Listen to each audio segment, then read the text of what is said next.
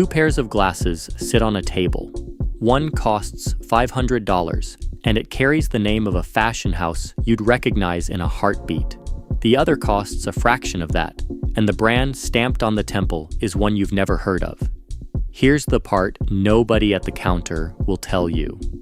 They can be cut from the same sheet of Italian acetate, shaped on the same machines, assembled in the same factories with the same hinges, the same core wire, the same century-old technique. And that fashion house whose name rides on the $500 frame, it didn't design it. It didn't build it.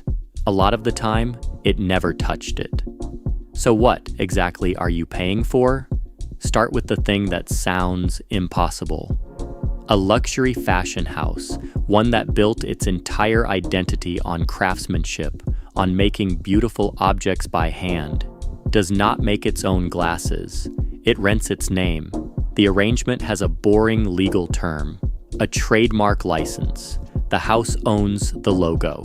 It signs a contract handing that logo to a specialist eyewear company, and that company does everything else. The designing, the engineering, the manufacturing, shipping frames to every optical shop on Earth. The house supplies a name and a mood. The manufacturer supplies the actual glasses. This isn't a fringe practice, it's the whole category. Chanel, Prada, Armani, Burberry, Versace, Ferrari. The eyewear in those windows is built under license by other companies. Most major fashion houses have never made their own frames. So who is actually making them? A very short list of companies. One name sits above all the others, EssilorLuxottica. It owns Ray-Ban, Oakley, Purcell, and Oliver Peoples outright. And it builds, under license, for a wall of luxury houses that don't own a single frame factory between them. Now look at the shelf in front of you.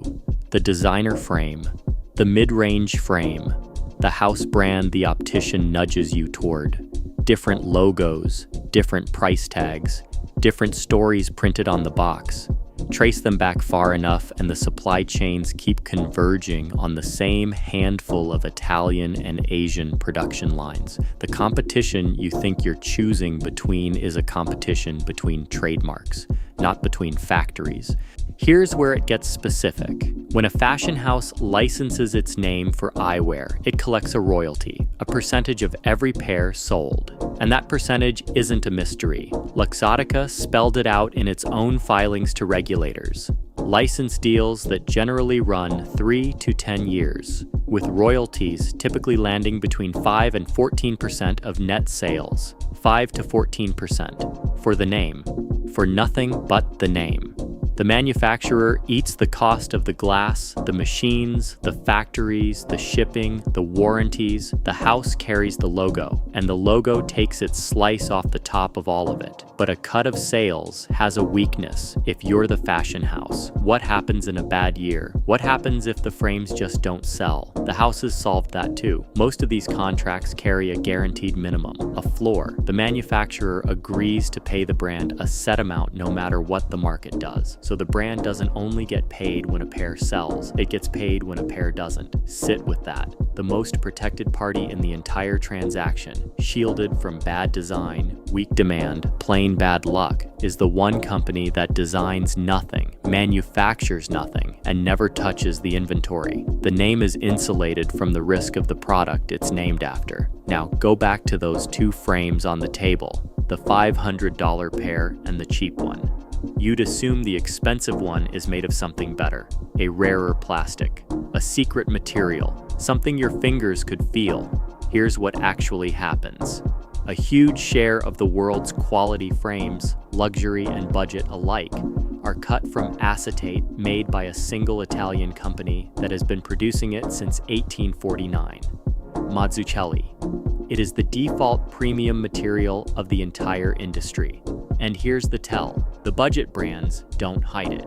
They advertise it. Go look at the boutique labels selling frames for under $100. A lot of them put Mazzucchelli acetate right in the headline. the exact material the luxury house quietly builds its $500 frame from. Same acetate, same hinges from the same suppliers, same core wire running through the temples. The physical object, the actual frame, barely changes as the price multiplies by 10. At this point, it'd be easy to call the whole thing a con. Don't. The truth is stranger than the accusation. Some houses looked at this arrangement and walked away from it. In 2014, Kering, the group behind Gucci, Saint Laurent, and Balenciaga, pulled its eyewear in-house. It built its own eyewear division to design and make its own frames, instead of renting its names out.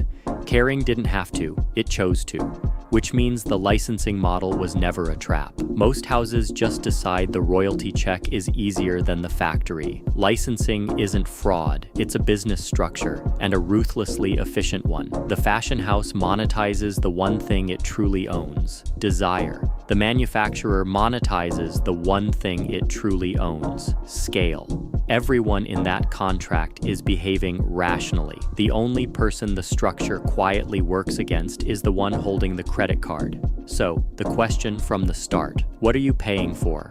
Not the acetate. You could buy the same acetate for a fraction of the price, not the engineering. The manufacturer sells that same engineering to a dozen other brands, not exclusive manufacture. The factory is running other labels down the hall. You're paying for the logo. Specifically, for the 5 to 14% the logo skims off the top, and for the enormous markup stacked on top of that, the part that turns a modestly priced object into a luxury one. Retail markups in this industry can reach roughly 1,000% on a physical product that, stripped of its name, sits on a shelf beside something nearly identical. The frame was never the product. The name was the product. The frame was just what the name was printed on. Here's the strange part. Knowing all of this changes nothing about how the glasses feel on your face. The $500 frame is still well made. The design might genuinely be better.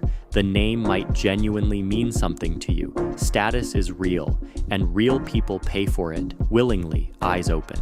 But now you know what the transaction actually is. You're not buying a manufacturer's masterpiece. You're renting a fashion house's reputation, printed onto a frame that a completely different company designed, built, and shipped. And you're paying that house a cut for the privilege, whether the frame sells or not. Next time you're in an optical shop, pick up the most expensive pair in the room, turn it over. Somewhere in that frame is a material you could buy cheaper, a design sold to other brands, and a factory that has never heard of the logo on the front. The glasses are real, the craftsmanship is real. The brand is the only part that was rented.